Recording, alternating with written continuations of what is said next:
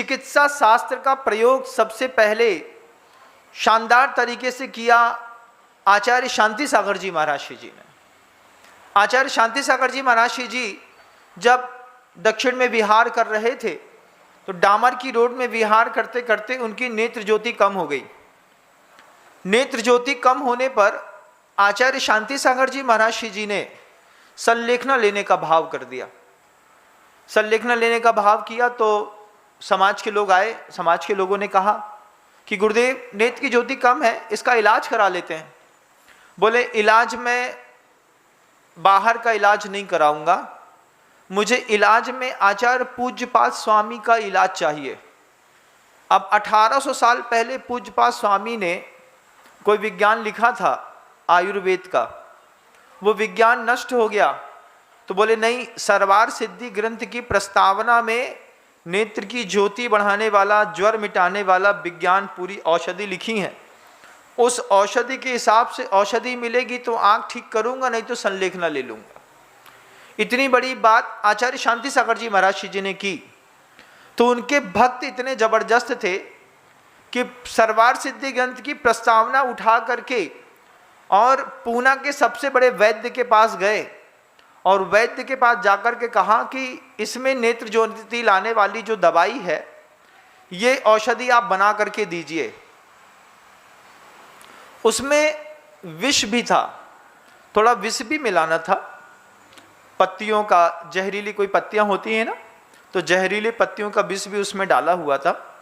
तो वो औषधि तो बना दी, लेकिन औषधि बनाने के बाद वैद्यों ने मना कर दिया।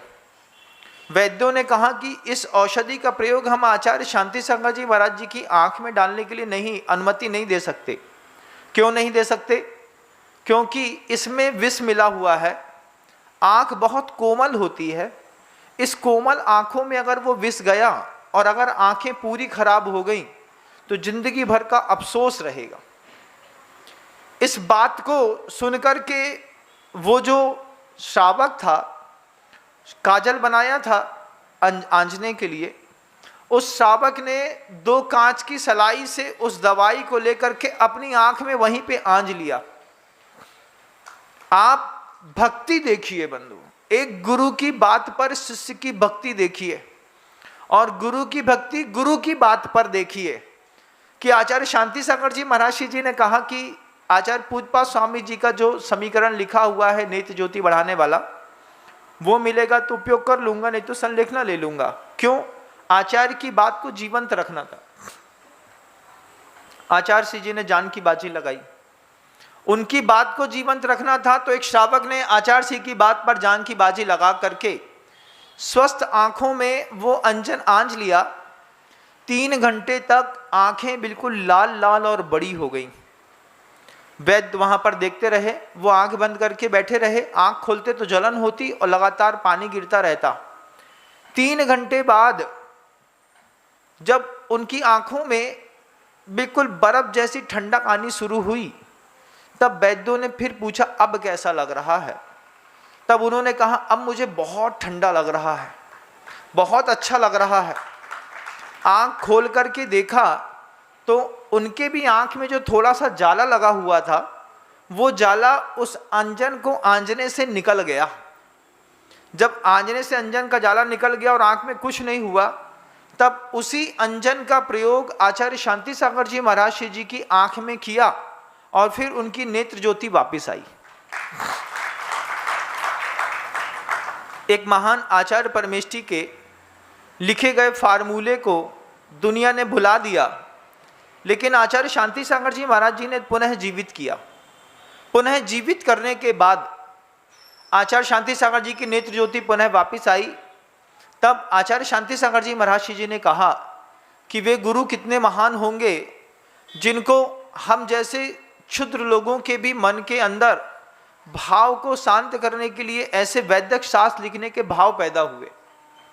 आचार्य शांति सागर जी महाराज जी अपनी बहुत लघुता प्रदर्शित कर रहे थे और वही वैदिक शास्त्र कल्याण कार्यक्रम में, पूज्यपाद स्वामी की सर्वार सिद्धि में, इसके अलावा अन्य कई ग्रंथों में भी जगह जगह पर वैदिक मंत्र और वैदिक उपाय लिखे हुए हैं। इन वैदिक उपायों का कोई उपाय अब करता नहीं। आचार्य जैनाचार्यों के अलावा जितनी भी आयुर्वेद की संहिता है, इस आयुर्वेद की संहिता में भी हिंसा का प्रयोग होता है। आप जितने भी या अपनी किसी भी कंपनी का आप कोई भी आयुर्वेदिक मेडिसिन लेते हैं, इन आयुर्वेदिक मेडिसिन पूरी की पूरी आयुर्वेद पर आधारित नहीं होती।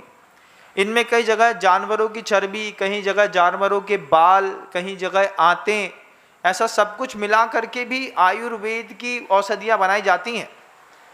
ये विचार करके भी आचार्यों ने बिल्कुल हिंसक आयुर्वेद का शास्त्र लिखा।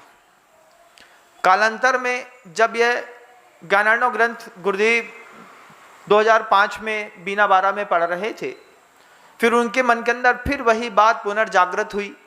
गुरुवर ने कहा, देखो आचार्य पूज्यपाद स्वामी का कितना उपकार था, उन्होंने अध्यात्म छोड़ करके, मूलाचार छोड़ करके, व्रत समिति गुप्तियों की बात को अलग करते हुए इस ग्रंथ में भी अपना उपयोग लगाया होगा।